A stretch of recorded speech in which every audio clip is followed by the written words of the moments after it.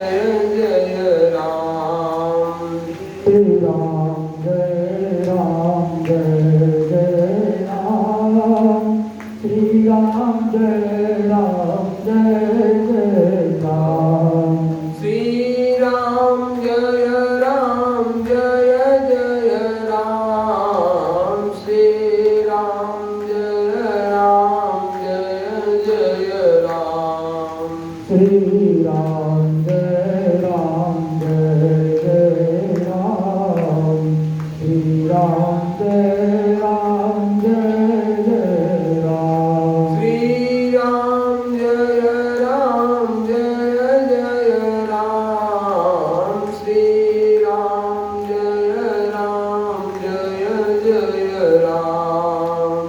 श्री राम जय राम जय जय राम।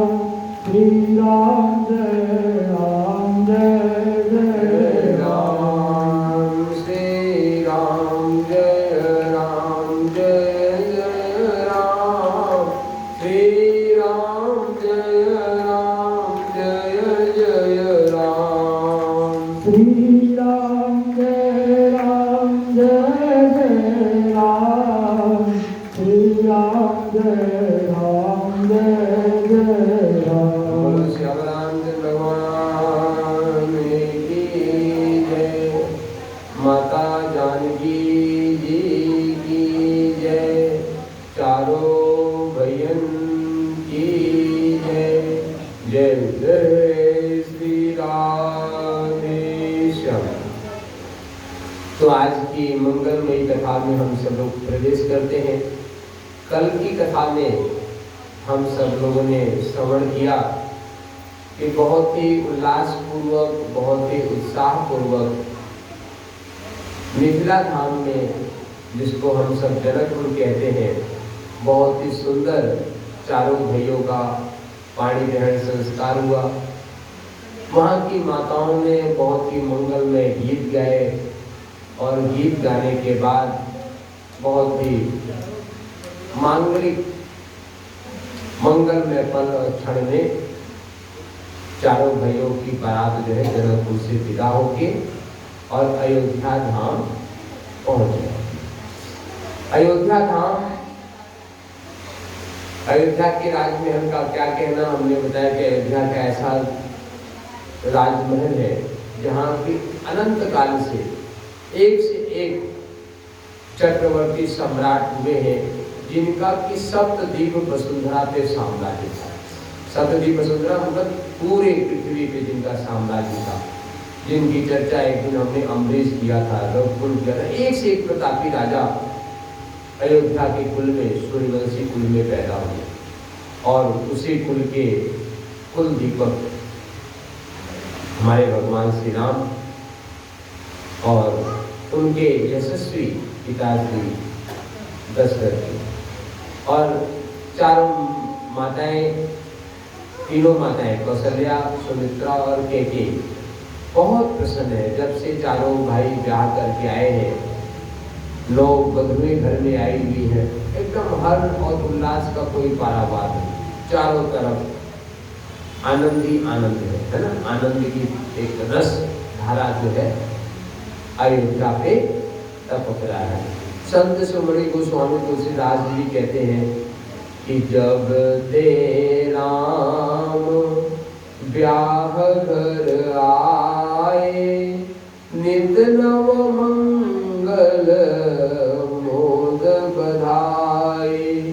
भुवन चारि दश भूधर भारी, सुकृत मेघ बरसहि सुख बारी। रिद्धि सिद्धि संपत्ति नदी सुहाई, उमगी अवधयम बुध कहवाई। मणिगण पुर नर नारी सुजाति, सुचि अमोल सुंदर सब भांति। कहीं न जाहि कछु नगर विभूति, जनु वेतनीय विरंच कर दूती, सब विधि सब पुर लोग सुखारी, रामचंद्र मुखी चंद बिहारी, मुदित मातु सब सखी सहेरी, फलित तिलोक मनोहर मेरी, राम रूप गुण शील स्वभाव, प्रमुदित होई देखि सुनि राव, सबके उर अभिलाष अस कहीं मनाई महेश, आप अचत जुगराज पद, राम ही देहु नरेश, सियापति राम मेरे प्रभु राम। कितना सुंदर चौपाइयों में संत शिरोमणि गोस्वामी तुलसीदास जी कहते हैं कि जब ते राम ब्याह घर आए, नित नव मंगल मोद बधाए। है मोद माने होता है जब एक आंतरिक प्रसन्नता होती है, मतलब जैसे गोमुख है, अब गोमुख के अंदर से पूरा पहाड़ है और उसके अंदर से एक धारा फूटती है जिससे माता गंगा का अवतरण होता है। वैसे ही जब हमारे हृदय से आंतरिक प्रसन्नता का प्रस्फुटन होता है, वास्तविक शब्द में प्रस्फुटन प्रादुर्भाव होता है, तो उसको कहते हैं मोद।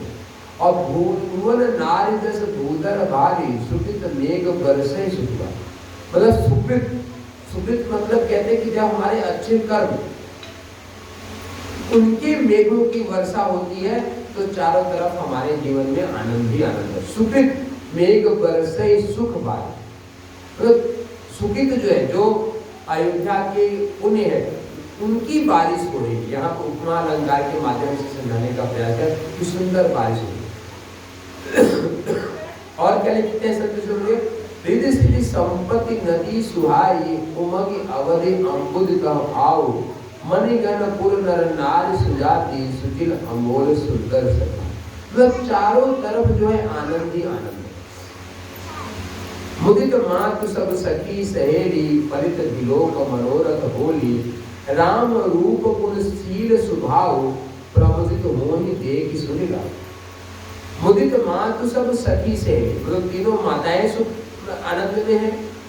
अब क्यों ना हो, चाचा बहुए पा गई हो, और प्रारंभ के दिनों में तो सभी माताएं बहुए पा के खुश होती हैं, बाद में जो होता है वो भगवान जाने। बस बाद प्रारंभ में तो सभी माताएं बहुए पा के खुश होती हैं, बहुए भी नहीं सास पा के कुछ दिन तक बड़े आनंद में रहती है ना। तो मुदित मातु सब सखी सहेली, फलित विलोक मनोरथ बेली, राम रूप गुण शील स्वभाव, प्रमुदित होई देखि सुन राम। और यहाँ बहुत ही सुंदर व्याख्या है। हमारे मर्यादा से पुरुषोत्तम भगवान राम की चिंतन हो रहे हैं कि राम रूप गुण शील स्वभाव, जो राम है ना, वे किसके हैं? रूप के तो अद्भुत लावण्य है ही है, उनकी शोभा का तीनों लोगों तो कोई है ही नहीं है, विश्वरूप सर्वांग सुंदर, सर्वांग मतलब जो सभी अंगों से, और उनकी सुंदरता की व्याख्या है कि सुंदर कपोल, कमल नयन, है ना, पद कमल, तो उनके हर चीज से तुलना जो है, और जिसकी तरफ कीर्ति चितवन ऐसी है कि जिसकी तरफ किसी नजर से देख ले तो वो उनका दीवाना हो जाता है ना। तो रूप की तो बखान करना नहीं, गुण और शील, गुण मतलब जो आंतरिक गुण है, और जब उसी गुण को हम प्रकट करते हैं व्यवहार के रूप में तो उसको शील कहते हैं। सब सुंदर है, स्वभाव मतलब सब कुछ बहुत अच्छा है, और प्रमुदित होई देख सुन राव। और यहाँ पे क्या है? प्रमुदित होई देख सुन राव। राव मतलब यहाँ पे राजा दशरथ के लिए बोल गया है कि राजा दशरथ को जब उनके सचिव आदि आके भगवान राम की प्रशंसा करते हैं ना, तो राजा दशरथ को भी बड़ा प्रसन्नता होगा। और सच्ची बताऊं ना कि संसार में सिर्फ एक ही रिश्ता ऐसा है, इसके अलावा दूसरा कोई रिश्ता नहीं है, और वे है पिता और पुत्र का रिश्ता। सिर्फ पिता ही अपने पुत्र को आगे बढ़ते हुए देख के प्रसन्न होता है, और उसके मन में, अंतर मन में यही कामना होती है कि हमारा पुत्र हमसे भी आगे निकल जाए। दुनिया में दूसरा एक भी रिश्ता ऐसा नहीं है जो ये सोचता कि ये व्यक्ति हमसे आगे निकलेगा। यहां तक कि सगा भाई भी नहीं सोचता। सगा भाई भी सोचता ठीक है भाई तरक्की तो करे, पर कहीं ना कहीं उसके मन में भी भाव रहता है कि ठीक है। यहां तक कि गुरु भी नहीं होता, गुरु भी शिष्य को सारी शिक्षा दीक्षा देता है, पर नियम से आता है कि जो बहुत चतुर गुरु होता है ना, वो भी अंतिम एक गुण अपने पास बचा के रखता है कि गुरु ही चेला ही हमारा गुरु न बन जाए, इसलिए एक गुण को जो है वह अंतिम समय तक अपने पास रखता है, वह शिष्य को नहीं। पूरे संसार में सिर्फ पिता और पुत्र का ही रिश्ता है। पिता हमेशा पुत्र को आगे बढ़ते हुए देख के प्रसन्नता होती है। और दूसरी बात कहूं कि वह पिता भी धन्य है, वह पुत्र भी धन्य है, जो पुत्र पिता से एक कदम आगे बढ़े और उनकी विरासत को आगे ले जाए। ये बहुत ही जीवन का धन्य होता है। तो वैसे ही राजा दशरथ ने भगवान राम के गुणशील स्वभाव को जब सुनते हैं, लोगों से सुनते हैं, प्रमुदित हो ही देख ही सुन राम, यहाँ पे देख के भी और सुन के भी राजा दशरथ बहुत प्रसन्न होते हैं। और सब अब आगे संत शिरोमणि गोस्वामी तुलसीदास जी कहते हैं, सबके उर अभिलाष अस कहई मनाई महेश, आप अजत जुगराज पद राम ही देहु नरेश, सियापति राम मेरे प्रभु राम। अब पूरे अयोध्या वासियों की बस एक ही मन में इच्छा है, क्या कि राजा दशरथ ने बहुत दिन तक राज कर लिया है, और तत्कालीन भारत की एक परंपरा थी कि जैसे ही राजा वृद्ध हुआ हो जाया करता था तो अपना युवराज पद जो है अपने पुत्र को देके, सुयोग्य वर को देके, पुत्र को देके और अपने जो है वानप्रस्थ संन्यास आश्रम की ओर प्रस्थान करते। ये भारत की तत्कालीन परंपरा थी। जरूरी नहीं है कि पुत्र को ही साम्राज्य दे, ऐसे भी घटनाक्रम भारत में आता है कि यदि उचित पुत्र नहीं रहा है तो किसी सुयोग्य व्यक्ति को, मैं जिसको लोकतंत्र की प्रक्रिया बोलते हैं, लोकतंत्र में किसी सुयोग्य वर को देके जो है वर को युवराज बना के राजाओं ने राजपद को छोड़ा। एक समय सब सहित समाजा, राजसभा रघुराज विराजा, सकल सुकृत मूरति नर नाहु, राम सुजसी सुन अतहि उछाऊ, मंगलमय राम सुत जासु, जो कछ कहि थोर सब तासु, राम सुभाय मुकुर कर लीना, बदन बिलोक मृकुट सम कीना, सवन समीप भय सित केसा, मनहु जरठ पनु अस उपदेशा, निप जुगराज राम कहु देहु, जीवन जन्म लाओ गुण देहु, यह विचार और आन निप, सुवदिन सुअवसर पाई, प्रेम पुलक तन मुदित मन, गुरहि सुनावउ जाय, सियापति राम मेरे प्रभु राम।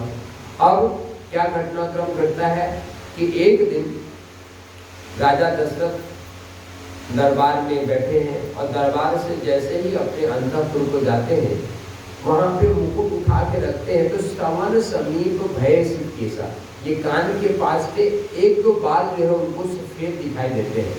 सवन समीप भय सित केसा, मनहु जरठपन अस उपदेशा, निप जुगराज राम कहु देहु, जीवन जन्म लाहु किन देहु। श्री रामचंद्र जी को युवराज पद देकर अपने जीवन और जन्म का लाभ क्यों नहीं दे। अब यहाँ पे कितना कितना मानव बुढ़ापा ऐसा उपदेश कर रहा है, क्योंकि जब हम वृद्ध होते हैं ना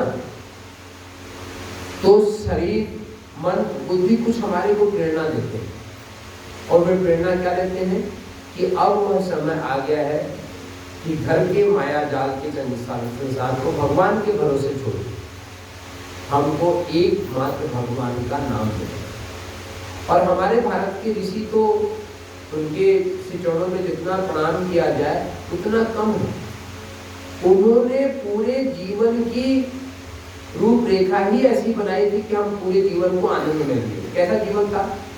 25 वर्ष जो है गुरुकुल का जीवन था। मतलब भारत की एक लंबे समय तक परंपरा रही है कि जैसे घर में बच्चा पैदा होता था 5 साल 7 साल 9 साल के बाद वह गुरु आश्रम चलाया था। और कब तक गुरु आश्रम रहता था? 25 वर्ष तक। 25 वर्ष में ये मान के चलो कि वहां से वो PhD करके निकलता। और यह किसी एक व्यक्ति के लिए नहीं था कि सिर्फ राजाओं के लड़के जाएंगे या पैसे वाले। गुरुकुल सबके लिए निःशुल्क था। और क्योंकि भारतीय सनातन संस्कृत का मूल ग्रंथों का जैसे यहाँ पढ़े हैं इतिहास को पूरा मांग में पढ़ने का अवसर प्राप्त हुआ है कि सभी कुल के बच्चे गुरुकुल जाया करते थे।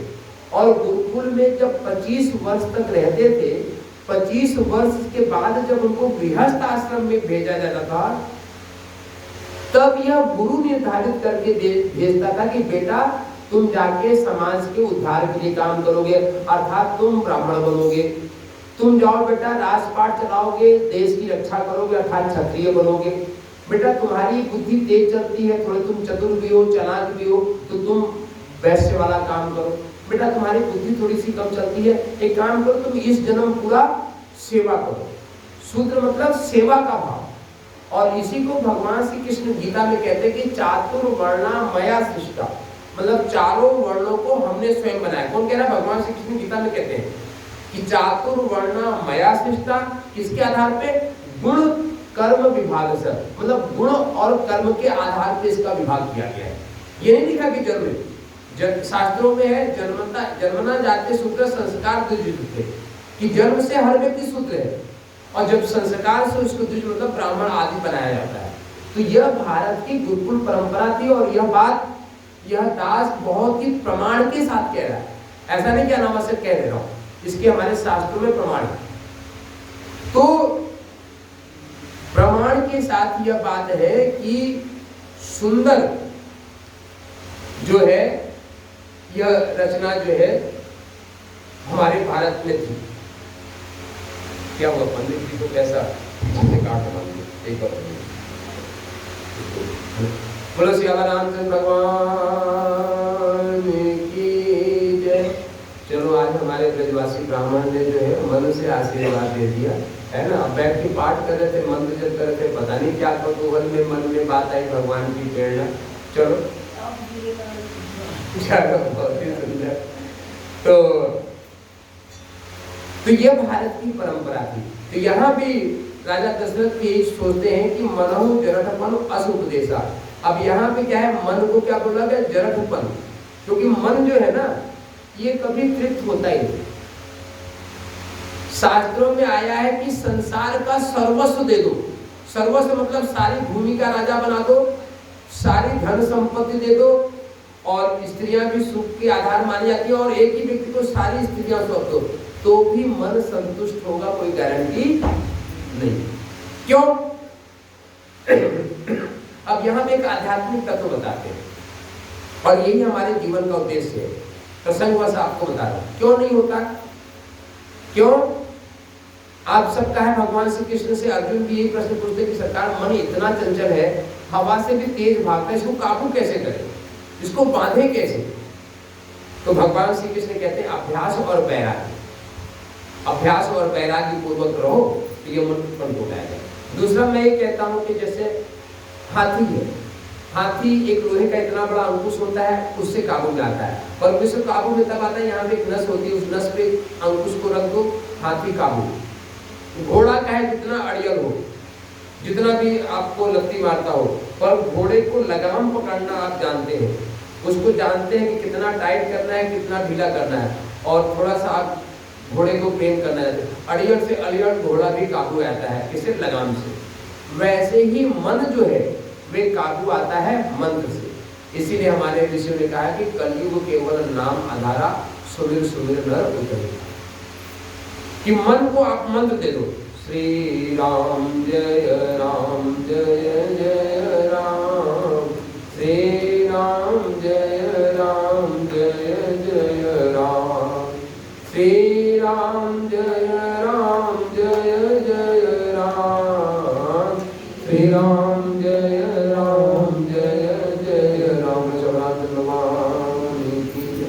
माँ तो बताओ कि यदि आप सच्चे मन से थोड़ा सा भगवान का, एक माता है हमारे से समर्पण के बारे में पूछते कि समर्पण क्या, डेली बार बार बोलते हैं श्रद्धा, निष्ठा और समर्पण। इन शब्दों का प्रयोग हम पहले दिन से नाम देते हैं, श्रद्धा, निष्ठा और समर्पण। समर्पण भाव और समर्पण के आगे भी दो सीढ़ी है, विसर्जन और विलय। तो वहां तक की बात नहीं करते क्योंकि आपको गृहस्थ परिवार में, पर समर्पण तक आपके जीवन में भी आ सकता है। विसर्जन और विलय ये दोनों अलग बात है, इसलिए उन शब्दों का नाम हम नहीं लेते, पर समर्पण हमारे जीवन में आ सकता है। तो मन संतुष्ट क्यों नहीं होता है, प्रश्न ये। और मन इतना चंचल क्यों है? माताओं और बहनों, हमारे जीवन का एकमात्र ध्येय परमात्मा की तरफ से है। हम जब माँ के गर्भ में होते हैं तो यही संकल्प करते हैं, मतलब माँ के गर्भ में ही इसी संकल्प के साथ आते हैं कि हे नाथ, पिछले जन्म में जो गलती हुई सो हुई, पर यह यदि आप जन्म देते हो तो हम जिंदगी भर आपका भजन करेंगे और आपकी प्राप्ति करेंगे। और बताएं कि माताओं और बहनों, शरीर रहते ही भगवत प्राप्त किया जा सकता है। शरीर के न रहने पे भगवत प्राप्ति का दूसरा कोई माध्यम नहीं। शरीर रहते ही भगवान की प्राप्ति की जा सकती है। अब आप हमसे पूछोगे क्या शरीर रहते भगवान की प्राप्ति हो सकती है, संभव है? तो मैं पूरे दावे के साथ कहता हूं कि 100% हो सकती है। और हमारे शास्त्रों में 7 वर्ष से साधना शुरू होती है। कोई अनगढ़ व्यक्ति भी सही ढंग से 7 साल की साधना करे, 49 वर्ष में 49 ईयर्स में वे भगवत प्राप्ति कर सकता है। हमारे शास्त्रों में पूरा A to Z साधना विधियां बताई गई हैं और यह दास उसका प्रमाण है। हम अब खुद को प्रमाण के स्वरूप प्रस्तुत करें कि भगवान की अनुभूति आप अपने हृदय में करते हो। भगवान को प्राप्त करने के लिए कहीं भी जाने की आवश्यकता नहीं। आपका हृदय भगवान का ड्राइंग रूम है और आपका सहस्रार चक्र भगवान का शयन कक्ष है। शास्त्रों में उपनिषद में एक श्लोक आता है, अखदाद त्रिरेखाब्जे सहस्रदल मंडले, मतलब 3 त्रिभुज है, उसके बीच में अणो अर्यान महतो मयान, मतलब सरसों के दाने से भी छोटा और बृहद होता है तो तीनों लोगों को अपने अंदर आच्छादित करता है। ऐसा भगवान पूर्ण ब्रह्म परमात्मा आपका यही रहता है। यहाँ पूर्ण ब्रह्म परमात्मा रहता है जो निराकार अव्यक्त निर्विकल्प स्वरूप में रहता है, जिसका अनुभव समाधि में कर सकते हैं। समाधि, निर्विकल्प समाधि में उसका अनुभव किया जा सकता है। और हृदय में भगवान के जिस स्वरूप का भी आप चिंतन करो, चाहे हमारे टेढ़ी चाट टांग वाले तिरछी चित्रों वाले भगवान श्री कृष्ण का दर्शन करना चाहो, चाहे आप भगवान श्री राम धनुषधारी भगवान श्री राम का दर्शन करना चाहो, चाहे हमारे हनुमान जी का दर्शन करना चाहो, चाहे देवादेव महादेव का दर्शन करना चाहो, जिस भी इष्ट का दर्शन करना चाहो, वो ब्रह्म स्वरूप परमात्मा आपके हृदय में उसी स्वरूप में आपको दर्शन देता है और देता है। और बार बार हम प्रतिदिन ब्रज की भूमि की बात करते हैं, हमारे पंडित जी की ब्रज में हजारों साधु संतों को, यहाँ तक कि सामान्य ब्रजवासियों को भी ठाकुर ने साक्षात दर्शन दिया। आज भी एक भी ब्रजवासी को आप ये मत सोचना कि ब्रजवासी ऐसी है। ब्रजवासियों की रहनी और करनी क्या है कैसी है। ब्रजवासी ने कितने जन्मों का तप है तब वे ब्रजवास पाए। आप सोचो पूरे संसार में 800 करोड़ लोग हैं, 800 करोड़ में से ब्रज में कितने हो गए? पूरे ब्रज 84 को उसको मिलने के लिए हमको लगता है कि 50-60 लाख हो गए, इससे ज्यादा तो नहीं हो गए पूरे, क्योंकि 50-60 लाख ज्यादा ही बोलो भाई। मथुरा जिला तो है ना, मथुरा जिले की आबादी कितनी होगी? 30-35 लाख की होगी, उसमें ब्रज 84 को और वे ब्रज 84 के ब्रजवासी।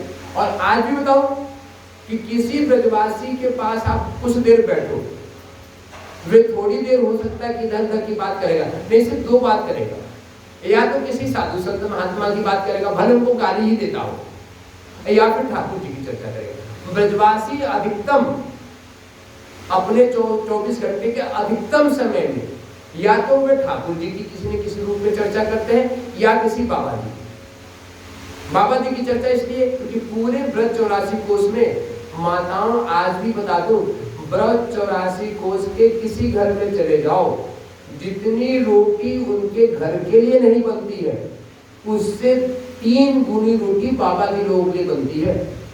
मेरी बात सही है?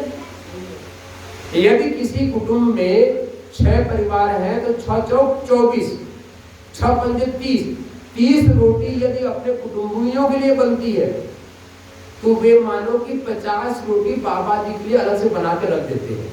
मतलब सभी आप ब्रजवासी के किसी ब्रजवासी को किसी पे आप भी चले जाओ और जाके घर में 2 बार राधे राधे बोलो, राधे राधे। कोई बच्चा भी निकल के आएगा ना इसके जैसा, भैया रोटी चाहिए क्या रोटी, और जाएगा वो एक अलग से डलिया रखी हुई वहां से रोटी निकालेगा, तो ये सब्जी छाछ है तो सब्जी छाछ, नहीं तो रोटी तो आपको पकड़ा देगा, लो भैया लो बाबू लो बाबा। मतलब वहां पे जाके ये भी नहीं कि मैया से पूछने जाएगा मैया बाबा आए रोटी दूं क्या, उसको पता है कि वहां पे रोटी रखी है और ये बाबा की रोटी है। क्योंकि माताएं क्या घर गृहस्थी होती है जानती है, तो वे शुरू में ही रोटी बना के रख देती है। और ये परंपरा आज भी है, प्रत्यक्ष भी। कभी आप 84 कोस की परिक्रमा लगाओ, एक बार हम लोग लगा रहे थे, 4 लोग थे। आप सोचो रात को लगभग 9:45 बजे पहुंचे और थोड़ा सा आगे निकल गए थे। ये उधर की बात है, कामेबंद की बात है, भविष्य बद्री साइड में। और एक ही झोपड़ी टाइप का, सच्ची घटना बता रहा हूँ, झोपड़ी टाइप का मकान दिखा। अब आगे भी कुछ पता नहीं था, पहली बार की बात है। हम 4 लोग थे, यही दहिसरा के हमारे चौहान जी लोग थे, अभी चर्चा भी कर रहे थे हमने नंदी किशोर जी से, कि पहुंचने के साथ ही और वही घर दिखा कि चलो भाई यहीं रुक जाते हैं, जैसा भी झोपड़ी है सोने को तो मिल जाएगा और सुबह परिक्रमा करेंगे। मैया लगभग चूल्हे को शांत कर चुकी थी, चारों लोग पहुंचे। मैया एक बालक आया, कहा कि बाबा बाबा, वो रोड पे आ गया, कहा कि एक जाओ आगे बहुत अंधेरा है मत जाओ।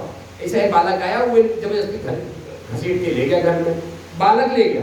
जाके मैया कहता है मैया मैया 4 परदेसी आए हैं, वहां पे बाहर को परदेसी बोलते, 4 परदेसी आए हैं, परिक्रमा लगा रहे हैं, यहीं पे हुए रहेंगे। मैया कहती है ठीक है दादा, कहाँ पे है? तो बालक फिर आया, बुला के अंदर ले गया आंगन में। मैया लगभग वहीं पे कुछ अपना काम धाम कर रही थी। बड़ी सरकार परिक्रमा लगा के आ रहे हो? हाँ मैया परिक्रमा लगा के आ रहे हैं। तो भूखे प्यासे हो गए? नहीं मैया, हम लोग झूठ बोले कि भूखे प्यासे नहीं है, एकदम तृप्त हो गया ना, ऐसे तो भूखे तो सोने नहीं दूंगी। मैया ने दोबारा चूल्हे को चटाया, हम लोग के सामने आटा मारा और हम लोग नाना करते रहे। उसके बाद पता नहीं टमाटर और चटनी और मिलके चटनी बनाया। चटनी और रोटी इतना स्वादिष्ट कि जिसको भूख नहीं था 5-6 रोटी खा गए सारे, इतना स्वादिष्ट। और आज भी जब आप हमारे मित्रों से चर्चा करोगे, मैं भी बता ही रहा हूँ कि मतलब वे चटनी और रोटी का स्वादिष्ट अद्भुत। और उसके बाद हम लोग ठीक है कहा, उसके बाद मैया ने 1 गिलास दूध भी दिया, क्योंकि मैया के पास भैंस था, और दूध पी के और फिर अगले दिन सुबह उठ के हम लोग परिक्रमा में। तो ये ब्रज की महिमा है कि आज भी सेवा भाव, संतों के प्रति प्रेम और ठाकुर के प्रति आज भी दिखता है। तो मन की बात हो रही थी कि अनंत मन है, तो परमात्मा, ये जो मन है ना, इसी संकल्प के साथ पैदा होता है कि हम परमात्मा की प्राप्ति करेंगे। और यहाँ आके हमको संसार का कुछ ऐसा माया जाल है कि संसार के माया जाल में उलझ जाते हैं और परमात्मा को भूल जाते हैं। तो मन अनंत को पाके, मतलब सारी धरती की संपत्ति को पाके, सारी धरती की स्त्रियों को पाके मन प्रसन्न क्यों होता है? क्यों? क्योंकि परमात्मा का एक स्वरूप है ना, अनंत स्वरूप, अनंत परमात्मा। तो जब तक वो मन उस अनंत रूपी, आनंद रूपी परमात्मा को प्राप्त नहीं कर लेता है, तब तक मन बेचैन रहता है। और माताओं बता, एक बार मन को ये विश्वास दे दो कि मन, हे मेरे मन, हम उधर जा रहे हैं जिधर तू चाहता, जो चाहता वे मिलेगा। अर्थात एक बार भगवान की तरफ सच्चे मन से आगे बढ़ना शुरू कर दो। माताओं बहनों भाइयों बताओ कि साधना में जितना मन लगता है संसार के दूसरे किसी काम में लग भी नहीं सकता। एक बार बस मन को अनुभूति हो जाए कि हम जिधर जा रहे हैं वे सही। एक बार आप, जैसे हमने प्रतिदिन कह रहे हैं कि माताएं आप 24 घंटे में 15-20 मिनट निकालो, किसी कोने में बैठ जाओ और आंख बंद करके श्री राम श्री राम श्री राम। 15-20 दिन, 25 दिन, महीने भर हो सकता है कि आपको लगे कि मन थोड़ा सा बेचैन हो, पर 15-20 दिन के बाद एक दिन भी, एक क्षण के लिए भी यदि हृदय से आपका मन का कनेक्शन मिल गया और एक हल्की सी झलक उस परमात्मा का आपके मन को मिल गया, फिर तक तो सारे काम छोड़ के आप वही करना शुरू कर दोगे। और ये मैं कह नहीं रहा हूँ, भगवान की दया से इस मिट्टी को कथा सत्संग करना यही भगवान ने दायित्व दे रखा है, जबकि यह मेरी बाध्यता नहीं है। पर भगवान का कहीं न कहीं पूर्व जन्म का संस्कार रहा होगा तो भगवान ने इस निमित्त लगा रखा है। कम से कम नहीं तो 40-50 माताएं तो ऐसी है ही हैं जो घर गृहस्थी में है और इतनी नैष्ठिक साधिका है कि उनको उनकी साधना देख के मेरे को भी रस होता है, रस मतलब आश्चर्य होता है कि माताएं हमारे से बढ़िया साधना करती हैं और घर गृहस्थी में रहते हुए बहू बेटे सबको संभालते हुए। और यहाँ पे दो संभावनाएं जरूर बनती है। जब आप भगवान की तरफ साधना करने जाओगे तो दो परिस्थितियां उत्पन्न होती है, या तो आपका कुटुंब पूरा आपके अनुकूल होगा या पूरा एकदम आपके विपरीत होगा। पूरा विपरीत होता है तो भी भगवान की तरफ बढ़ना सहज होता है क्योंकि आसानी से मोह माया छूट जाता है, और पूरा अनुकूल होता है तो भी भगवान की तरफ बढ़ना सहायक होता है कि हर आदमी आपके अनुकूल में है। तो ये हमारा एक लाइन का जवाब है कि आपका मन अनंत आनंद का खोजी है, और जिस दिन उसको अनंत आनंद का रास्ता दिखा देते हैं ना, फिर वे पलट के पीछे कभी नहीं देखता, कभी नहीं देखता। फिर तो सारे संसार की वस्तु उसको गौड़ लगती है, तुच्छ लगती है, क्योंकि उस आनंद से बड़ा कोई सुख राशि है ही नहीं संसार। और इसीलिए संत शिरोमणि यहाँ पे जड़त्वपन असुपदेशा, अर्थात मन उपदेश कर रहा है कि अब हम इस संसार को बैराग्य लेके भगवान का नाम लेना चाहिए। उसके लिए क्या करना चाहिए? यह विचार और आननिप सुधन सुअवसर प्राय, प्रेम पुलक तन मुदित मन गुरहि सुनायो जाय सियापति राम मेरे मन राम। अब प्रेम पुलक तन, हमने कहा कि तन क्या है? पुलका। जब आपके हृदय में प्रेम का जागरण होता है तो हमारा तन पुलकित हो जाता है, मतलब एकदम हल्का हो जाता है। और बताऊं, जब आप प्रेम से हमेशा आह्लादित रहते हैं, आपका शरीर हमेशा भरा रहता है। ये शरीर का तराजू वजन कुछ भी बताए, पर आपका शरीर एकदम फूल की तरह हल्का लगता है, एकदम शरीर का भार पता ही नहीं चलता। और स्वस्थ शरीर की पहचान भी यही है कि यदि आपके अपने शरीर का भार स्वयं को महसूस न हो तो ये सोचो कि आपका शरीर पूरा स्वस्थ है। स्वस्थ की और कोई पहचान नहीं है, पूरा शरीर आपका स्वस्थ है और शरीर एकदम फूल की तरह हल्का होता है तो तन पुलकित हो जाए। और क्या हो जाए? मुदित मन। मुदित मतलब आंतरिक प्रसन्नता, मन आपका एकदम मुदिता से भरा है।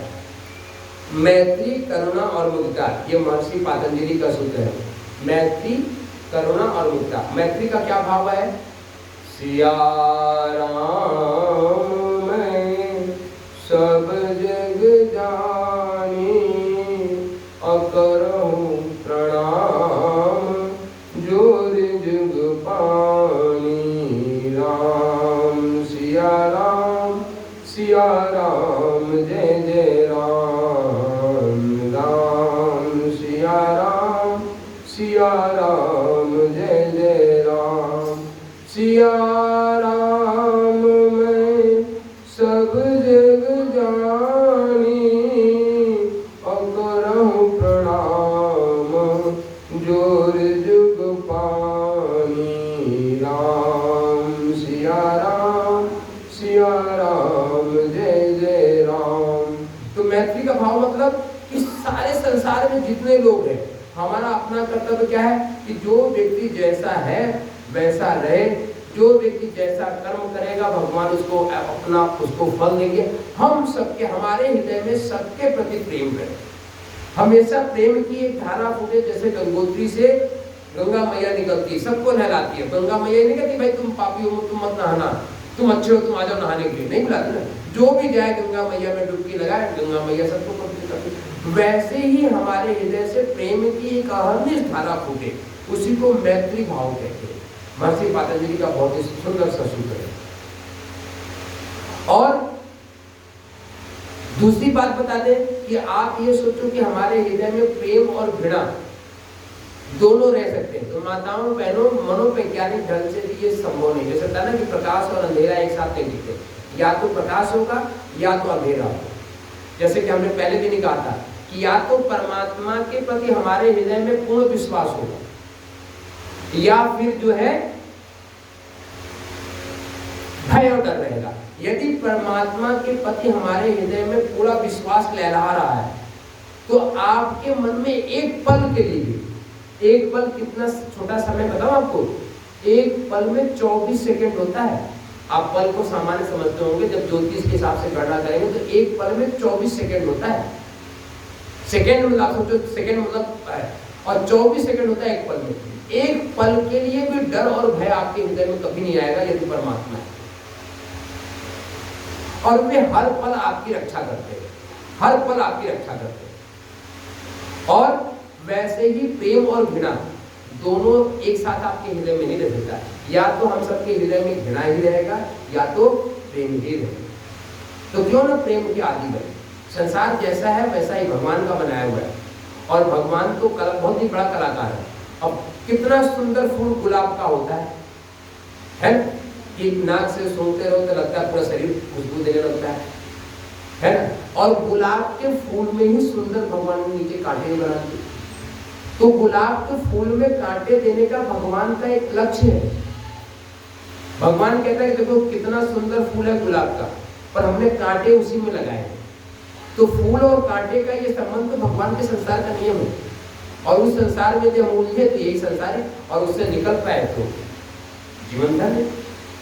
और यही यहाँ पे कहते हैं राजा दशरथ जी कि अब युवराज पद देके हमको अपने प्रेम तन मुदित मन गुरु ही सुनाए हो जाए, और क्या अनुशासन का पालन करते हैं और गुरु के पास जाते हैं, क्योंकि गुरु कृपा ही केवलम गुरु गुरु होते हैं। और गुरु की हमारे सनातन संस्कृति में बहुत बड़ी महत्ता है। गुरु कृपा ही केवलम गुरु गुरु हो न जाए। और माताओं बहनों आपको पूरे प्रमाण के साथ कहते हैं कि गुरु के बिना हमारे जीवन का कल्याण कल्याण कल्याण असंभव असंभव कतई असंभव। और इसीलिए कहा था कि अब आपके मन में प्रश्न उठे कि हम आज इस कलिकाल में कहाँ गुरु ढूंढने जाए। दुनिया भर के प्रपंच टीवी में आदि में देखते रहते हैं। तो बहुत ही सुंदर है कि हनुमान जी को अपना गुरु बनाओ, राम जी को अपना इष्ट बनाओ, बस। और यहीं से आपकी जीवन करते हैं तो से। और राम अभी हम लोग हनुमान चालीसा पढ़े, उसमें अंतिम चौपाई था कृपा करो गुरुदेव की नहीं। और आदि गुरु गुरुओं के गुरु भगवान शिव है, और भगवान शिव के ही अवतार हनुमान जी है। और कलयुग में तो सहज सरलता से उपलब्ध है। 10 दिन बैठ के आप कहीं राम नाम करना शुरू कर जाओ, जब भी राम नाम करना शुरू कर जाओगे बगल में हनुमान जी आके खड़े हो जाएंगे, निश्चित रूप से सूक्ष्म रूप से खड़े हो जाएंगे, है ना। और आपकी रक्षा स्वयं करेंगे, क्योंकि हनुमान जी का संकल्प है कि जो हमारे इष्ट का नाम लेगा उसकी रक्षा मैं स्वयं करूंगा।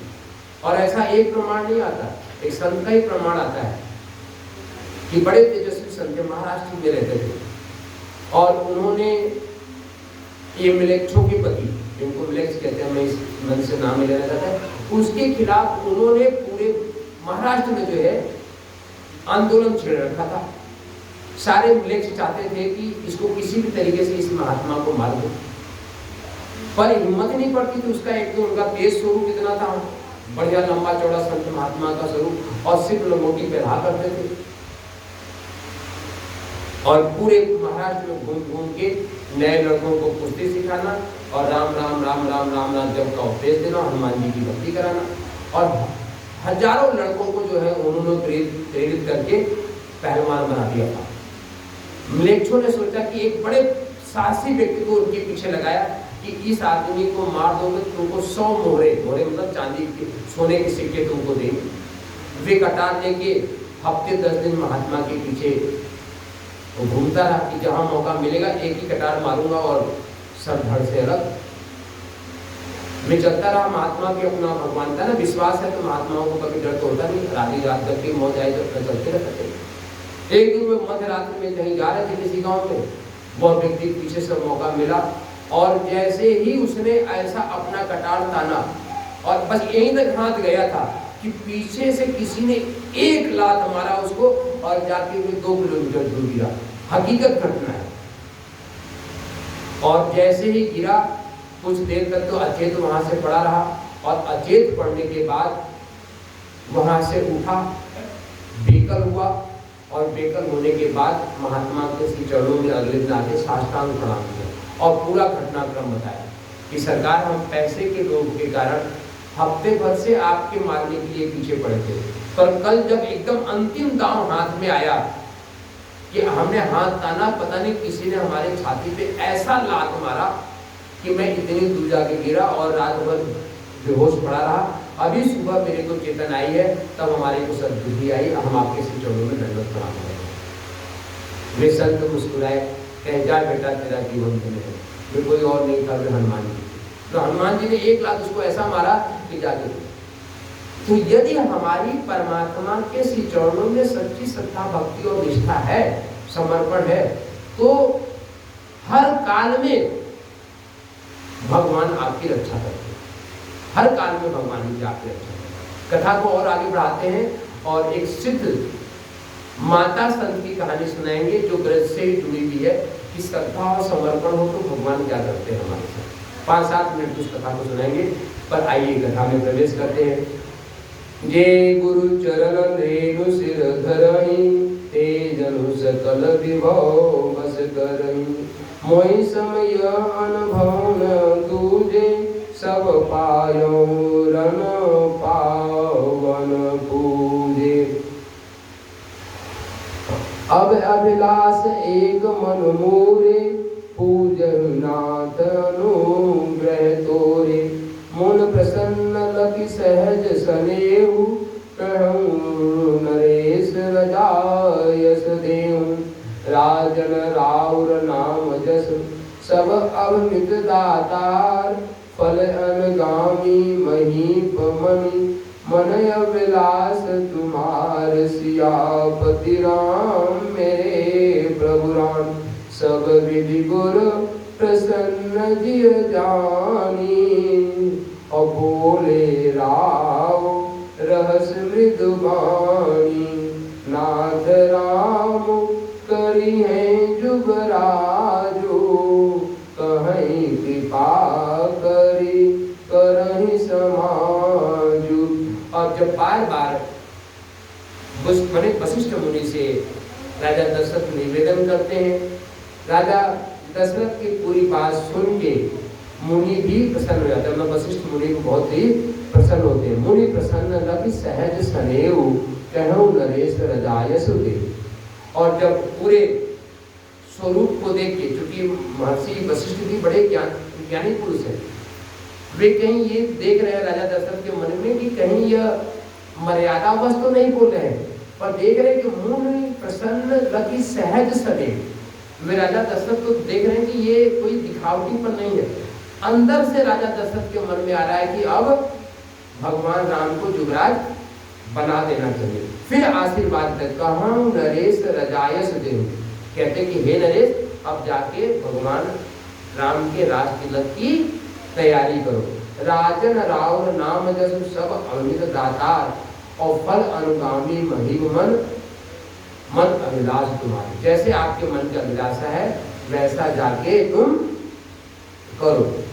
पुण्य न सोच तन रहूं कि जाऊं, जे न होई पाछे पछताऊं। सुन मुनि दशरथ बचन सुहाए, मंगल मोद मूल मन भाई। सुन निप जासु विमुख पछताहि, जासु भजन बिन चरण की जाहि। भयो तुम्हार तनहि सुरि स्वामी, राम पुनीत प्रेम अनुगामी। वेग विलंब न करे निप, साजहि सबहि समाज। सुदिन सुमंगल तबहि जब, राम होहि जुगराज। अब यहाँ कहते हैं सुदिन सुमंगल तबहि जब, राम होहि जुगराज। अब यहाँ पे महर्षि वशिष्ठ कहते हैं कि सरकार, कोई सुमंगल तिथि की भी देखने की आवश्यकता नहीं है। भगवान राम जिस दिन ही युवराज पद पे उनका अभिषेक हो जाएगा, उसी दिन ही सुंदर सुदिन सुमंगल तबहि जब, राम होई जुगराज। और मुदित महीपति मंदिर आए, सेवक सचिव सुमंत्र बुलाए। कहीं जय जीव शीश तिन नाही, और भूप सुमंगल वचन सुनाए। और जैसे ही महर्षि वशिष्ठ की आज्ञा मिल गई, क्योंकि महर्षि वशिष्ठ को यहाँ बुला के आज्ञा नहीं दी है, देखिए कितनी बड़ी मर्यादा है। राजा दशरथ स्वयं गुरु वशिष्ठ के पास गए हैं और जाके पूरे अपने मन की बात बोली है। और मन की बात बोलने के बाद जब प्रसन्नता पूर्वक महर्षि वशिष्ठ ने उनको आदेश दिया है कि राजन जाओ, और वही दिन सुमंगल है, वही दिन उत्तम है जिस दिन भगवान का अभिषेक होकर उनको राज सिंहासन पे बैठा दिया जाएगा। और जैसे ही यह आज्ञा मिलता, मुदित महीपत मंदिर आए, मतलब कहाँ आए, अपने राजमहल में आए। और राजमहल में क्या किया, सेवक सचिव सुमंत्र बुलाए। सुमंत्र क्या है? सुमंत्र अयोध्या के मुख्य सचिव हैं, राजा दशरथ के मुख्य सहयोगी हैं। सुमंत्र मतलब क्या होता है कि जो हमेशा सुंदर बात कहे, जो बात कहे वही मंत्र बन जाए। और सचिव सुमंत्र बुलाए और कहे जय जीव शीस दिन नाए, भूप सुमंगल वचन सुनाए। और सुंदर अपने वचन को सुनाए कि वह सुंदर घड़ी आ गई है कि अब आप सबके मनोवांछित फल, आप सबके मनोवांछित फल भगवान श्री राम को युवराज पद के लिए अभिषेक किया जाए। जो पांचों मत लगे नी का करम हरसी राम की का। अब पांचों लोग भी पंच होते हैं कि सुमंत्र सचिव आदि। यदि आप सबको अच्छा लगता है तो करहु हरिश यह रामायण टीका, और सुंदर भगवान राम की आप सब टीका करें। मंत्री मुदित सुनत प्रिय बानी, अमृत दिरो परयो जलपानी, विनती सचिव करहि कर जोरी, जियो जगतपति बरस करो। जग मंगल बल काज विचारा, बेगहि नाथ खिलाय बारा, निपहि मोदि सुन सचिव सुभाषा, बढ़त बाढ़ जन लहै सुभाषा। और सुंदर जैसे सुमंत्र आदि सचिवों ने ये बात सुनी कि उनका मन भी बहुत ही हर्षित हुआ, और हर्ष के बाद उन्होंने भी इस निर्णय को बहुत ही पसंद हुआ और वे पूरी तैयारी में लग गए। कहो भूप मुनराज कर, जोई जोई आयस हो, राम राज अभिषेक हित वेग करो सोई सो। हरस मुनि से कहो मृतबानी, आनो सकल सुतीरथ पानी, आवत मूल फूल फल पाना, कहो नाम गंगर मंगल नाना। सुंदर सी कथा को आगे प्रवेश कराना है। कथा बहुत ही सुंदर और बहुत ही विस्तृत है। हरि अनंत हरि कथा अनंता, और यह सारा कार्यभार सौंप के यही अवसर मंगल परम सुनि रहे निवास, शोभत लख विदु बढ़त जन बारिद बीच विलास। अब कथा को थोड़ा सा हम संक्षिप्त में करेंगे कैकेयी वाले प्रसंग को, क्योंकि वह प्रसंग मुझे भी बहुत ज़्यादा पसंद नहीं आता है। और जैसे ही पूरे सचिव आदि को भगवान, जो माता पीछे क्यों जा रहे हो, अपनी सहेली के पास ही बैठो।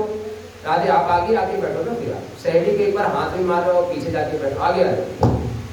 बोलो सियावर रामचंद्र भगवान की जय। श्री हरे कृष्ण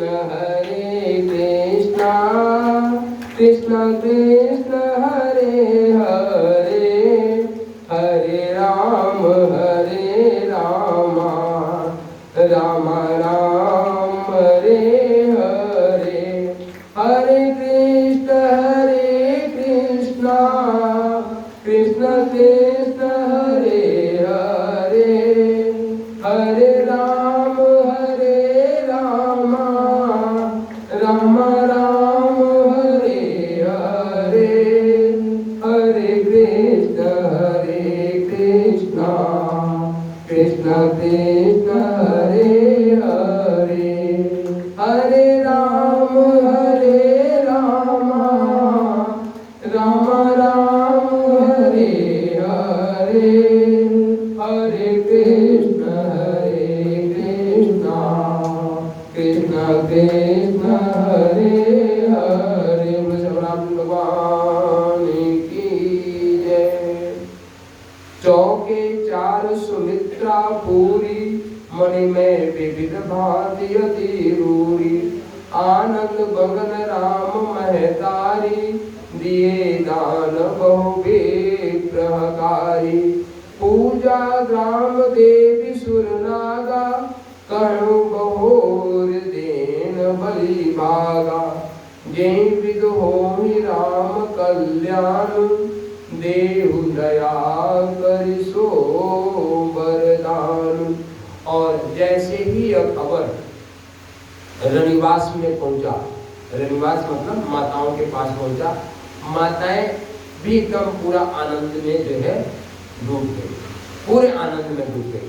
सुमित्रा माता तो पूरे साधु ब्राह्मणों सबको बुला के दान देने में ही लगी हुई है कि सबको दान दो, और ताकि साधु ब्राह्मण हमारे पुत्र को आशीर्वाद देंगे तो वह दीर्घायु होंगे, स्वस्थ होंगे, सुखी होंगे, राजकाज चलाने के लिए समर्थ बनेंगे।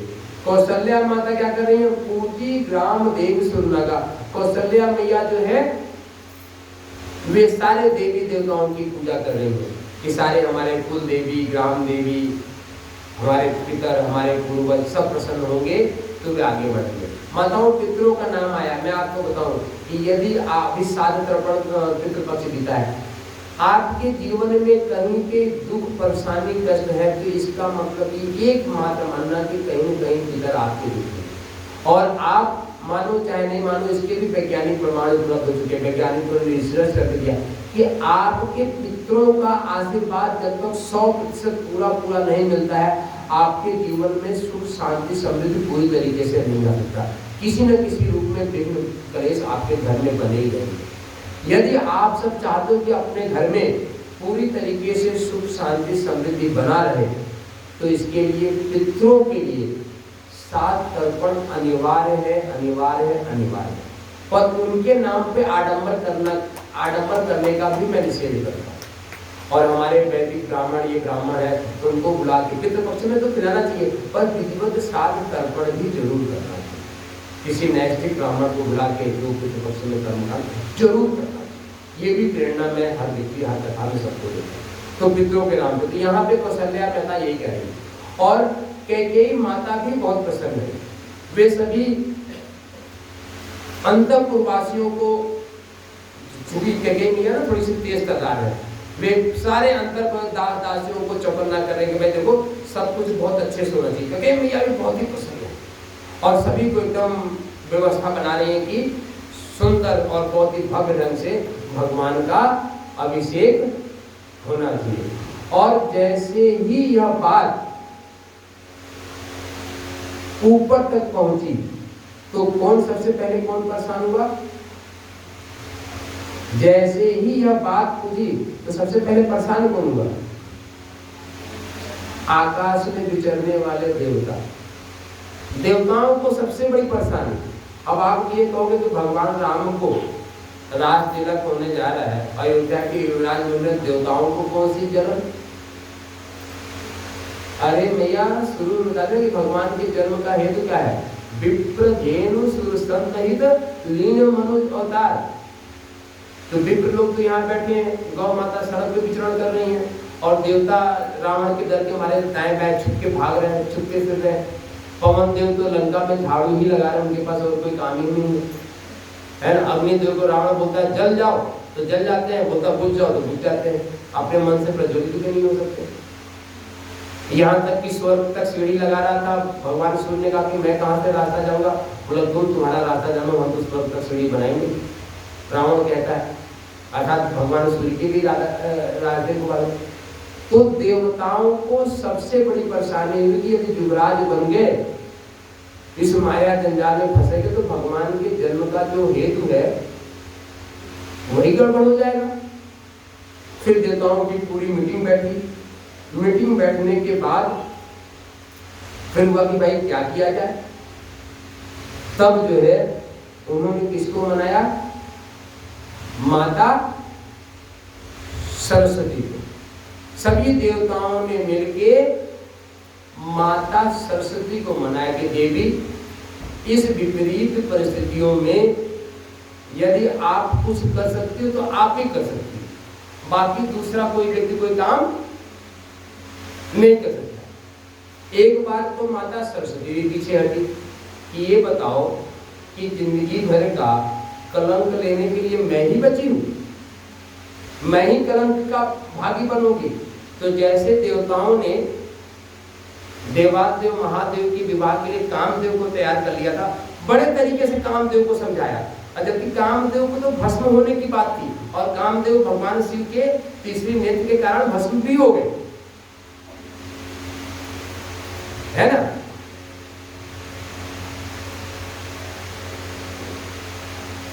बोलो श्याम रामचंद्र भगवान की जय। तो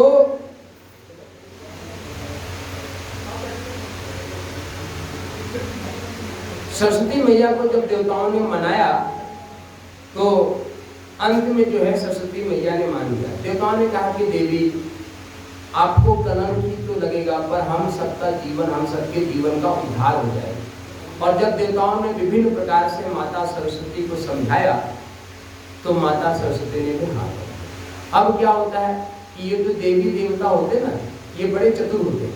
चतुर मतलब कि ये कोई न कोई एक माध्यम, क्योंकि ये स्थूल शरीर में तो रहते नहीं, जितने भी, जैसे आप सोचो कि यहाँ पर हनुमान जी है, और हनुमान जी की एक स्थूल मूर्ति तो है, पर कहीं कहीं सूक्ष्म रूप से भगवान विद्यमान है। अब ये इन चर्म चक्षुओं की अपनी एक मतलब लिमिटेशन है, बाध्यता है, तो वह देख नहीं पाते हैं, पर सूक्ष्म शरीर से तो है ही है। अब माता ने कहा कि हम स्थूल शरीर से तो जा नहीं सकते, तो किसी न किसी को अपना आधार बनाना पड़ेगा। अब सरस्वती मैया आई अयोध्या के राजमहल में, पूरा उन्होंने विचरण किया, और विचरण देखने के बाद काने खोरे कुबरे कुटल कुचाली जान तिय विशेष पुनि चेरी कहीं भरत मात मुस्कान सियापति राम मेरे मन। और वहां पे जो है मंथरा दी गई। माता सरस्वती ने देखा कि यही हमारी आधार है, और मंथरा के गले में जाके माता सरस्वती विराजमान हुई। अर्थात यदि सूक्ष्मता से देखा जाए तो मंथरा की भी कोई गलती नहीं है, और मंथरा की गलती नहीं थी, इसीलिए भगवान श्री कृष्ण जब कृष्ण अवतार में आए हैं तो वही मंथरा जो है राग और चंदन लेके भगवान के सामने प्रस्तुत हुई है, और भगवान ने उसको एक पैर से उसके पैर को दबाया और हाथ से करके ऐसे ठुकी में किया और सर्वांग सुंदरी बना दिया। तो अर्थात मंथरा से भगवान नाराज नहीं थे, क्योंकि यहाँ तो सारी लीला भगवान की, देवताओं की और माता सरस्वती की रचित है। मंथरा को तो उन्होंने मोहरा बनाया और मंथरा के आके मति को फेर दिया, और जैसे ही माता सरस्वती मंथरा के गले में बैठी हुई भागे भागे कैकेयी के पास जाती है, पूछती है कैसे कैसे इतना प्रसन्न कैसे हो आप। माता कैकेयी कहती तुमको नहीं पता, वे एकदम अनजान में जाती ना, हमको तो कुछ पता नहीं। अरे पूरे अयोध्या में बधाई बज रही है, कल हमारे सुपुत्र भगवान श्री राम राज्याभिषेक होगा उनका, और तुमको पता ही नहीं। मंथरा मुंह बना के बोलती ना हमने कहीं सुना तो था, और तुम काहे को इतना प्रसन्न हो रही हो। वे कैकेयी से प्रश्न करती है कि आप काहे को इतना प्रसन्न हो रही हो। बोली क्यों ना प्रसन्न हो, भगवान राम हमको सबसे ज्यादा प्रिय है, और वे कल युवराज बनेंगे तो हमारे को प्रसन्नता नहीं होगी। मंथरा फिर उनको मन को बोलते अरे तुम काहे को, तो कौशल्या का पुत्र है। पूरा चौपाई गा के सुनाए, समय की मर्यादा है, आधे घंटे में कथा पूरी करनी है। कैकेयी माता कहती है कि मैंने भगवान राम की परीक्षा करके देखी है, और एक बार नहीं कई बार परीक्षा दी है। वे कौशल्या से ज्यादा मुझे प्रेम करते हैं। ये कौन कह रहा है, कैकेयी कह रही है। संत शिरोमणि गोस्वामी तुलसीदास जी चौपाई में कहते हैं कि मैंने राम की कई बार परीक्षा की है, भगवान राम अपनी माता कौशल्या से ज्यादा मुझे प्रेम करते हैं।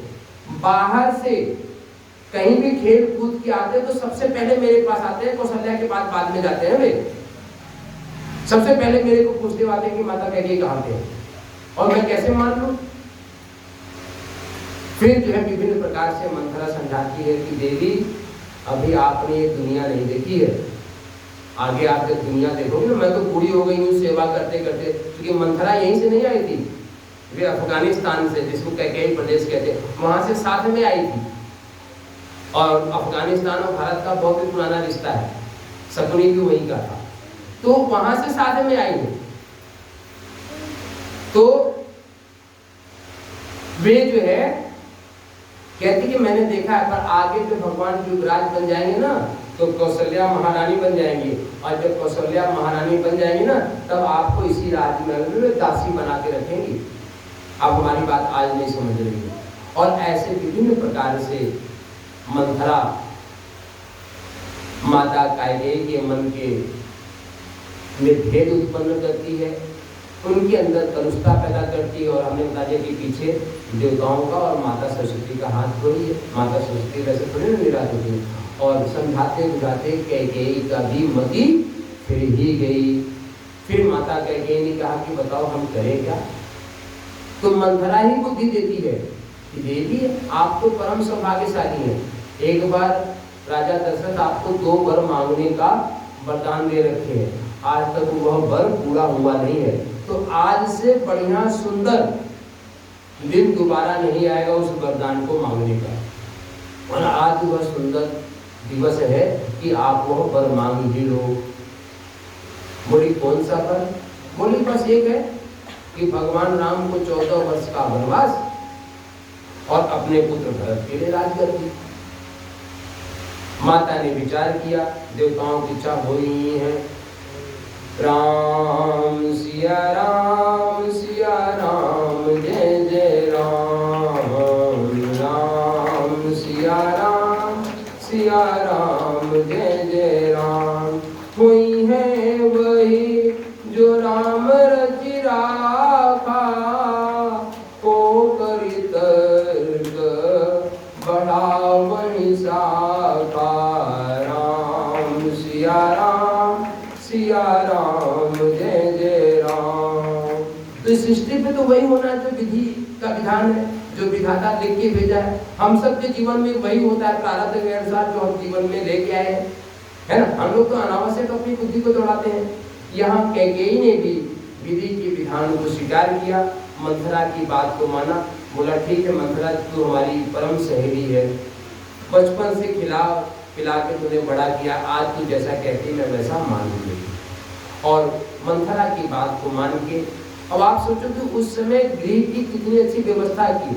आनंद के लिए कक्ष अलग हुआ करता था, कोप के लिए कोप भवन था, मतलब वहां पे सारी क्रोधी है, क्योंकि हर जगह की अपनी एक तरंग होती है। कल परसों की हम कथा में कह रहे थे कि जैसे हम मंदिर में आते हैं तो मंदिर का अपना एक तरंग है, घर में अलग अलग कक्ष का अलग अलग तरंग होता है। जैसे हमने आपको उदाहरण दिया था कि राधा रानी का मंदिर, राधा रानी के मंदिर के प्रांगण में मैंने ऐसे लोगों को ठुमके लगाते हुए देखा जो जिंदगी में कभी नृत्य किया ही नहीं था, और वे राधा रानी के मंदिर के प्रांगण की कुछ ऐसी तरंग है कि वहां आते ही अपने आप ठुमके लगने लगते हैं। तो ये तरंग का असर होता है। तो यहाँ भी माता कैकेयी ने अपने केस को पूरा खोला, काले कपड़े पहने और जाके कोप भवन में एक कोने में अंधेरे में पड़ गए। और इधर राजा दशरथ सुमंत सचिव आदि को पूरी राज तिलक की व्यवस्था सौंप के अब उनको ये निश्चिंत मन हो गया कि सुमंत्र आदि सभी व्यवस्थाओं को कल प्रातः तक अच्छे से व्यवस्थित करेंगे, सभी नदियों का जल मिट्टी आदि ये सब कुछ सुंदर ले आएंगे। और उसके बाद उनके मन में आया कि हम भी अब अंतःपुर की ओर, रनिवास की ओर प्रस्थान करते हैं। और जैसे ही आज बहुत प्रसन्न है, और राजा दशरथ भी कैकेयी के प्रति, ऐसे तीनों माताओं के प्रति उनका प्रेम था, पर कैकेयी के प्रति कहीं न कहीं उनका झुकाव राजा दशरथ तक जाता था। तो सबसे पहले जो है वे माता कैकेयी के रनिवास की ओर ही आगे बढ़े।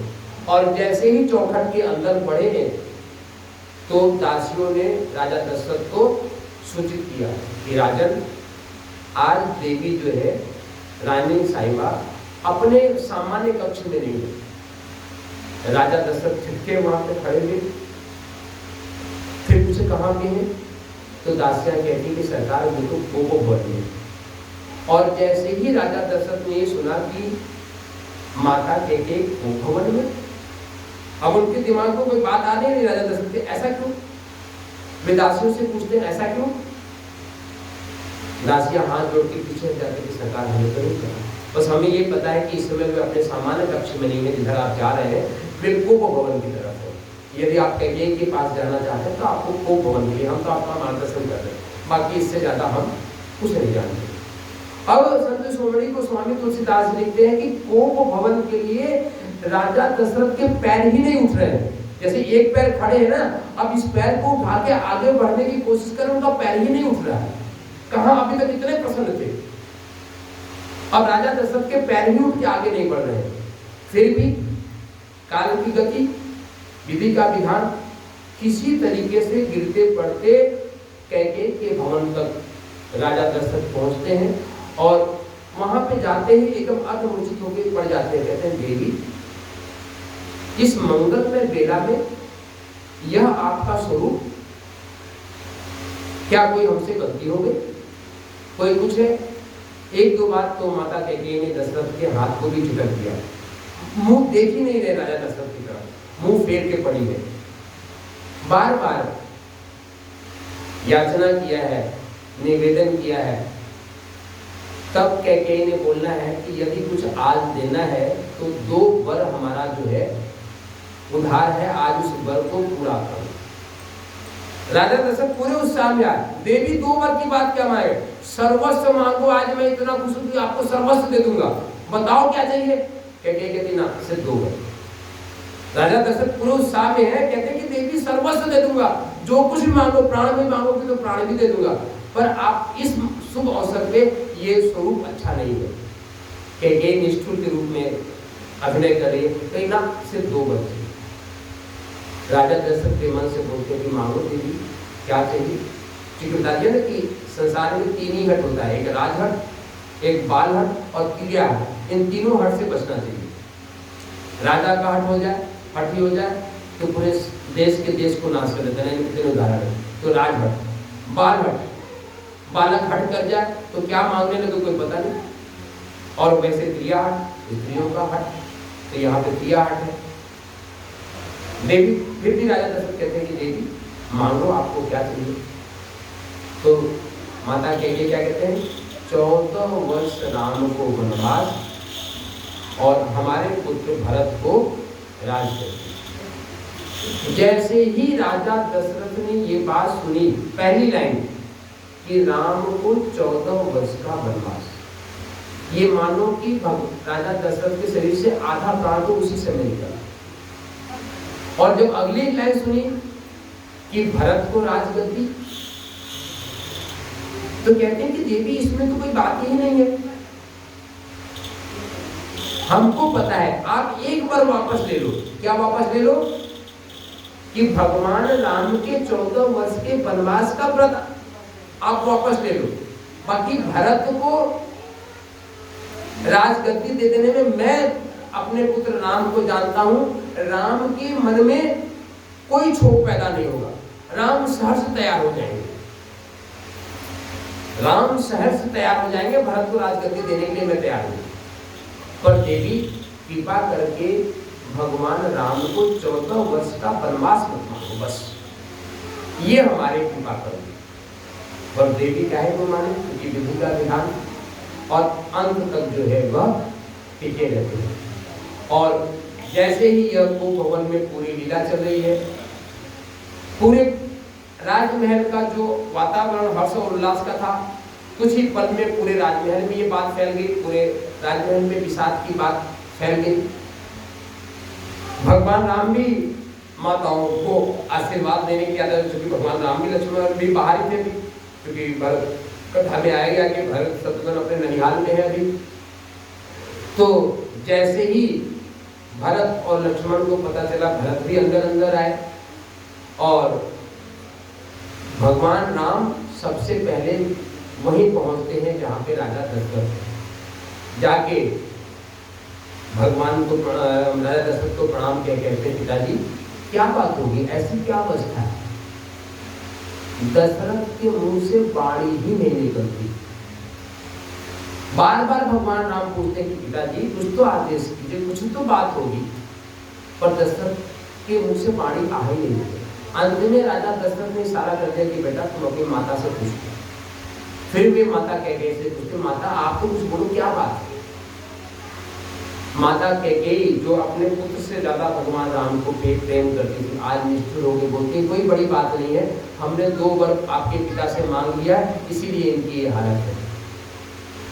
भगवान राम ने पूछा, माता 2 वर सिर्फ इतनी सी बात बताओ हमको, हम पूरा करते हैं। माता कैकेयी बोलती है कि हमने आपके लिए 14 वर्ष का वनवास मांगा है और अपने पुत्र भरत के लिए हमने राजगद्दी मांगी। और यह सुनते ही भगवान राम तो प्रसन्न हो गए, अरे इतना सुंदर कि आपने हमको पूरे वन का राज्य दे दिया, इससे बड़ा सौभाग्य तो हमारे कुछ। और वे पिताजी को भी समझाते हैं भगवान राम कि पिताजी इसमें तो दुखित होने वाली कोई बात है ही नहीं है, माता ने हमें 14 वर्ष वन ही जाने का तो आदेश दिया है, वन में जाएंगे न जाने कितने साधु संतों महात्माओं के दर्शन करने को मिलेगा, उनसे सत्संग करने को मिलेगा, और जीवन वन में आनंद से ज्यादा और कहीं आनंद होता नहीं। वन में ही आनंद है, आनंद वन। हरिद्वार में आप जाइए, हर की पैड़ी को इस तरफ देखिए, जो पूरा परिक्षेत्र दिखता है आनंद वन ही कहलाता है। तो वन में ही तो आनंद है। तो इतना सुंदर वर माता ने मांगा है, इसमें आप दुखी क्यों हो रहे? और भरत तो हमारा प्राणों से प्रिय है, वे राजगद्दी में बैठेगा, मुझे खुद राजकुमार बनने से ज्यादा खुशी होगी जब भरत गद्दी पे बैठेगा। भगवान राम बहुत प्रसन्न हो जाते हैं और पिता को भी समझाते हैं, पर पिता के तो आधे प्राण पखेरु उड़ चुके होते हैं। और जैसे ही भगवान राम सुनते हैं कि वह वन गमन की तैयारी करते हैं, क्यों तैयारी करते हैं? क्योंकि भगवान राम ये नहीं चाहते कि पिशाच का क्षण राजमहल में बहुत देर तक बना रहे, तो तत्क्षण तैयार हो जाते हैं कि हम बन जाने के तैयार हैं। और वहां से निकल के कौशल्या माता के पास आते हैं, उनका आशीर्वाद लेने की। माता, हमारी माता ने वन गमन करने का आदेश दिया है, आप हमें आशीर्वाद दो कि उसकी तरफ हम प्रस्थान कर पाए, आगे बढ़ पाए, आगे बढ़े। और इस प्रकार जो है वे कौशल्या माता से आशीर्वाद लेती है। माता भी दुखित मन से, व्यथित मन से जो है वह आशीर्वाद देती है। तब तक जो है माता जानकी को पता चल जाता है कि यह पूरी लीला जो है घटित हुई है, पूरी लीला जो है ऐसी घटित हुई है। माता जानकी भी वहां पे आती है और वह भी जिद करती है कि हम भी आपके साथ चलेंगे। भगवान राम माता जानकी को भी समझाते हैं कि देवी, यह उचित नहीं है, माता ने सिर्फ हमारे को 14 वर्ष का वनवास दिया है, अतः आप हमें प्रस्थान करने दो, आप राजमहल में रह के माताओं की यहाँ पे रह के सेवा करो। आप जब यदि राजमहल में रहेंगी तो हमारा भी मन थोड़ा सा स्थिर रहेगा कि चलो माता जानकी माताओं की सेवा करने के लिए राजमहल में उपस्थित है। इस प्रकार से माता जानकी और भगवान राम के बीच में बहुत सुंदर संवाद होता है।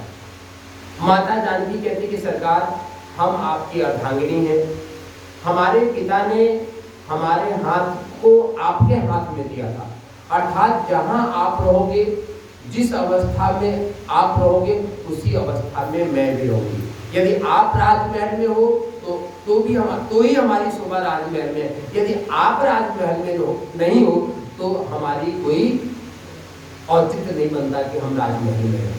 और सहर्ष जो है माता जानकी भगवान राम को अपने साथ ले चलने के लिए तैयार करेंगी। भगवान राम कहते हैं कि देवी जैसी आपकी इच्छा। और तैसे ही उसी समय लक्ष्मण को पता चल जाता है। लक्ष्मण भी आके भगवान राम, माता कौशल्या और सीता के जानकी के बीच में कहते हैं कि भैया अभी हम क्या सुन रहे हैं। भगवान राम कहते हैं कि भ्राता, जो आपने सुना सब सच है, और हम और माता जानकी वन की ओर प्रस्थान करने वाले हैं, हमको माता कौशल्या का आशीर्वाद लेने के लिए आए हैं। भ्राता लक्ष्मण भी कहते कि सरकार ऐसे नहीं होगा, हम भी आपके साथ चलेंगे। आपको हम एक पल के लिए, आज तक बचपन से हम लोग साथ साथ पैदा हुए और साथ खेल कूद के बड़े हुए, गुरु आश्रम के साथ हुए, हम आपको एक पल के लिए छोड़ेंगे। भगवान राम लक्ष्मण को भी समझाते हैं कि भ्राता, हम अकेले जा रहे हैं, तुम यदि राजमहल में रहोगे तो हमारा मन निश्चित रहेगा कि तुम सभी माताओं की पिताजी की सेवा देख रेख करोगे। बोले नहीं भ्राता, इसके लिए हमारे भ्राता भरत और शत्रुघ्न पर्याप्त। माता के मन में भेद आ सकता है कि हमारा पुत्र और हमारा पुत्र, पर मुझे अपने भ्राता भरत और शत्रुघ्न पे पूरा विश्वास है, वे माताओं में भेद नहीं करेंगे, वे दोनों माताओं और पूरे कुटुंबियों की बहुत अच्छी सेवा करेंगे। मैं आपके साथ चलने के लिए तैयार हूँ और चलूंगा ही। यहाँ पे भरत कहते कि मैं चलूंगा ही, रुकने वाला नहीं हूँ। फिर भगवान राम कहते हैं कि जैसी तुम्हारी इच्छा, यदि चलना चाहते हो वहाँ पे, और वहाँ पे अपने वेश को बदलते हैं, सारे श्रृंगार जो राजकुमार के होते हैं उसको घर में ही छोड़ते हैं। वनवासियों का सुंदर वेश जो है होता है उसको धारण करते हैं। भगवान राम, माता जानकी और लक्ष्मण माता कौशल्या से निकलने के बाद अंतिम बार राजा दशरथ के पास जाते हैं। राजा दशरथ को प्रणाम करते हैं, कहते हैं पिता जो विधि का विधान लिखा होता है वही होता है, आप अनायास दुखी न हो। माता कैकेयी को प्रसन्नता पूर्वक प्रणाम करते हैं। प्रणाम करने के बाद भगवान राम कहते हैं कि वह मंगल में समय आ गया है कि हमें वन गमन की आज्ञा है। वहां पे उस समय तक सुमंत्र भी उपस्थित हो चुके थे उस अंतःपुर में। राजा दशरथ सुमंत्र को आदेश देते हैं कि सुमंत्र तुम हमारे सच्चे सेवक हो, भगवान राम अभी बालक है, इनको उतनी समझ नहीं है, एक काम करो तुम इनको रथ पे बैठा के ले जाओ और रास्ते में समझा बुझा के कुछ दूर घुमा के वापस लेके आ जाना। सुमंत्र भी सच्चे सेवक हैं। वे राजा दशरथ कहते थे कि नाथ जैसी आपकी आज्ञा, मैं पूरा प्रयास करूंगा, हर तरीके से प्रयास करूंगा भगवान राम, माता जानकी और लक्ष्मण जी को वापस ला देगा। बेमन से सुमंत्र जी चलते हैं, रथ को तैयार करते हैं। रथ को तैयार करने के बाद पहले तो भगवान राम जानकी जी को तो रथ पे चढ़ा देते हैं, पर भगवान राम पैदल करते हैं। पर साथ में सारे पूर्ववासी, जैसे ही अब तक ये बात पूरे अयोध्या वासियों के बीच पहुंच गई कि भगवान राम वन को गमन कर रहे हैं, और सारे पूर्ववासी आके अयोध्या के राजमहल के दरवाजे के सामने उपस्थित थे, सारे पूर्ववासी। और जैसे ही भगवान राम, माता जानकी और लक्ष्मण जी दरवाजे पे आए हैं, रथ चढ़ा है, माता जानकी रथ पे चढ़ी नहीं कि भगवान पैदल चढ़े। सुमंत्र बार बार उनसे निवेदन करते कि सरकार रथ पे गिरा दे। सारे पूर्ववासियों का हालत क्रोध होकर एकदम हालत खराब है। भगवान राम बेमन से वो भी रथ पे सवार जाते कि नहीं कितना देर होगा, सारे पूर्ववासियों को कष्ट होगा, हो सकता है कि रथ पे चढ़े, हमारा रथ तेज चले तो पूर्ववासी पीछे रह जाए तो ठीक रहेगा। और ये सोच के भगवान राम और लक्ष्मण भी रथ पे सवार, और वहां से सुमंत्र रथ को लेके चलते हैं। और रास्ते भर सुमंत्र जो है भगवान राम से रघुकुल की नीति, रघुकुल नीति सदा चली आई, प्राण जाए पर बचन। रघुकुल की ढेर सारी बातें सुमंत्र जी भगवान राम को समझा रहे हैं। और भगवान राम अंत में भजन बोल रहे हैं। चलो हमारे पंडित जी कह रहे हैं कि आपको सुंदर भजन सुनाने का मन कर रहा है, आज पहली बार पंडित जी का मन हुआ है, तो बोलो सियावर रामचंद्र भगवान की जय। और एक ही बार सुमंत्र जी को समझा के राम जी चुप करते रहे। क्या बोल रहे हैं? वही रघुकुल रीति सदा चली आई, प्राण जाए पर बन जाए। भगवान राम कहते हैं सुमंत्र तुम तो मैंने कितने लंबे समय से इस राजमहल को देख रहे हो, हमारे अयोध्या के राजमहल की विशेषता है कि प्राण जाए पर वचन न जाए। हमारे पिता दशरथ ने माता कैकेयी को वचन दे दिया है कि भगवान राम को 14 वर्ष का वनवास, और तुम बोल रहे हो वापस लौट जाओ, ये हमारे कुल की रीति नहीं है। और ये बात जैसे ही प्रत्युत्तर के रूप में भगवान राम सुमंत्र को सुनाए और सुमंत्र जो है शांत हो जाए। और ऐसा कहते कहते तमसा नदी के किनारे सुमंत्र जी रथ लेके पहुंच गए हैं। सारे पूर्ववासी वहां पे उतरते हैं, आगे नदी है, गुहराज का मिलन है। कल की कथा हम यहाँ से आगे ले चलेंगे। कल सुंदर केवट प्रसंग को कहेंगे, क्योंकि केवट प्रसंग जैसे कल कोई माता पूछते थे ना समर्पण क्या है, तो केवट और भगवान राम की जो मित्रता है ना, वे समर्पण का पर्याय है। और केवट इस जन्म में प्रकट नहीं हुआ, पिछले जन्म 2 बार और भगवान राम तक पहुंच के वो बिछुड़ गया था, और इस बार केवट ने ये संकल्प कर लिया था कि 2 बार तो बिछड़ चुका हूं, इस बार मौका चूकूंगा नहीं, इस बार तो भगवान का साक्षात चरण धोके ही रहूंगा। और पिछला 2 जन्म केवट का भी है, तो पूरे विस्तार से केवट प्रसंग को यह दास कल आपके सामने निमंत्रण करेगा, जो है निवेदित करेगा। केवट प्रसंग को बहुत ही सुंदर और विस्तार ढंग से, और प्रयास करेंगे कि भगवान को चित्रकूट तक जो है हम पहुंचा दें। कथा यदि आज केवट प्रसंग कहते तो सिर्फ गंगा पार तक जाते, और कल जो है भगवान को भरद्वाज मुनि के आश्रम घुमाते टहलाते उनको चित्रकूट चित्रकूट में जहाँ पे वे निवास करते हैं, भगवान को वहाँ तो पहुँचा देंगे। और परसों शुक्रवार है, परसों शुक्रवार को भरत और राम का सुंदर संवाद, क्योंकि वह कथा भी मुझे बहुत अच्छी लगती है, उस कथा को कहते हुए शुक्रवार की माताओं आपको बता दूं, उस दिन हम 7, सवा 7 तक कथा करेंगे, क्योंकि शनिवार को भंडारा है। और उस दिन राम को स्वधाम विदा करके विभीषण को लंका पे अभिषेक राजा बना के और भगवान अयोध्या आते हैं। तो शुक्रवार की कथा अभी से बता देते हैं, आप पूरे अंतिम दिन की कथा होगी और पूरा भगवान को राज की गद्दी पे आज तो विदा कर रहे हैं और शुक्रवार को लाके स्थापित करके, इसलिए थोड़ी सी कथा लंबी होगी। और शनिवार को तो सुंदर भंडारा भगवान की जय। और अपनी वाणी को विराम देने के पूर्व